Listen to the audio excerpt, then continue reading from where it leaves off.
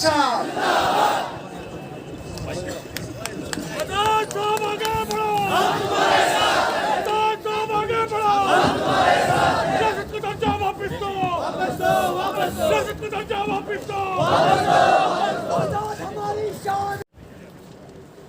बड़ी देर से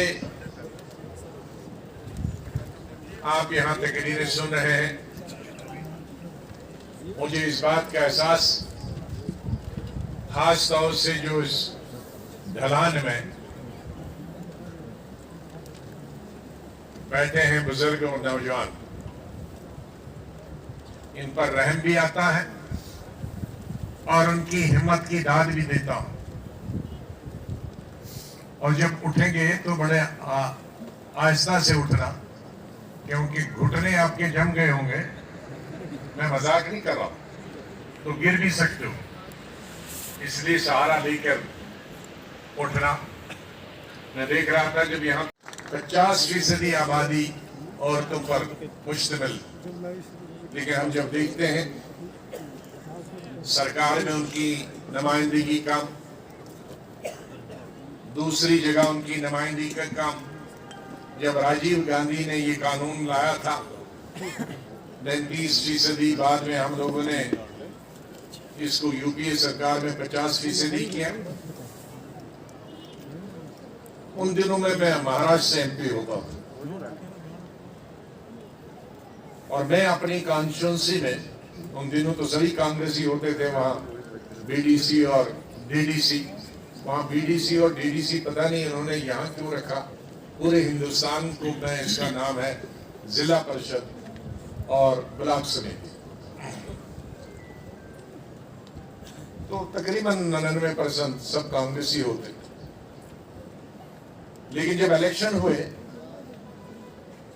तो जब हम मीटिंग बुलाते थे, उन 33% जिला परिषद और ब्लॉक समिति के लोगों की, उसमें 33% मर्द भी साथ होते थे। तो हमने कहा ये क्या है भाई? तो मालूम ये हुआ कि हर आदमी ने अपनी पत्नी को टिकट दिया, तो फिर उसका नाम रखा पति प्रधान। वो तो प्रधान हुआ और उसका पति पति प्रधान।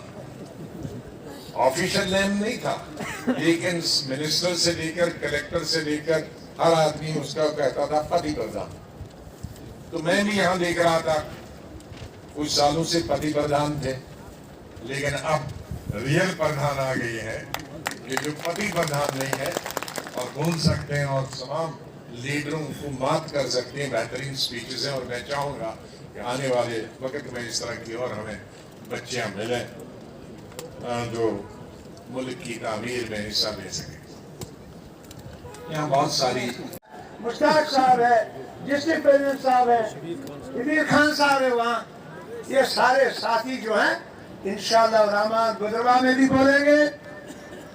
और हमारे दूसरे साथी जनाब एक्स मिनिस्टर मजीद वानी साहब, डॉक्टर मजीद वानी साहब, वो भी उनकी मिसेज बीमार थी, कुछ शायद के लिए वो कुछ चेकअप के लिए दिल्ली गए हैं, वो यहाँ आज नहीं है।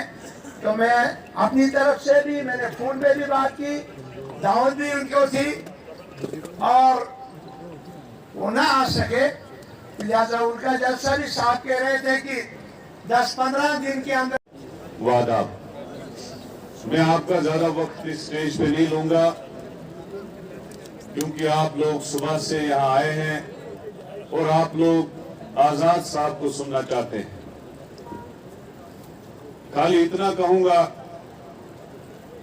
कि आजाद साहब, जो मोहब्बत आपको इस चुनाव वैली के लोगों ने हमेशा दिया, कल भी आप 2.5 साल के अरसे के बाद इस चुनाव वैली के दौरे पे आए और लोगों का प्यार जो बनिहाल में भी आपको दिखा।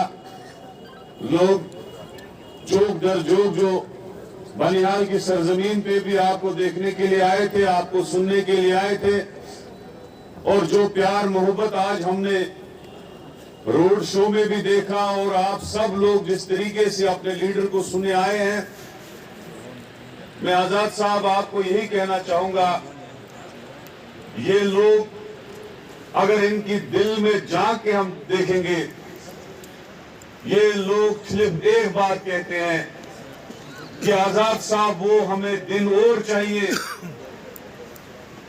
वो दौर और चाहिए जिस वक्त आप रियासत जम्मू कश्मीर की नुमाइंदगी एज चीफ मिनिस्टर करते थे और रियासत जम्मू कश्मीर में आपने एक तरक्की का बोलबाला, खुशहाली का बोलबाला, डबल शिफ्ट, ट्रिपल शिफ्ट और खासकर इस चिनाब वैली में किस तरीके से आपने काम किए, जहां एक डिस्ट्रिक्ट था वहां 3-3 डिस्ट्रिक्ट आपने दिए, वो दौर ये लोग दोबारा देखना चाहते हैं। आजाद साहब ये लोग ही नहीं बल्कि चिनाब वैली की ये पहाड़, ये नदियां, ये पत्ते और ये हवा भी गवाही देती कि गुलाम नबी आजाद साहब को दोबारा आना पड़ेगा।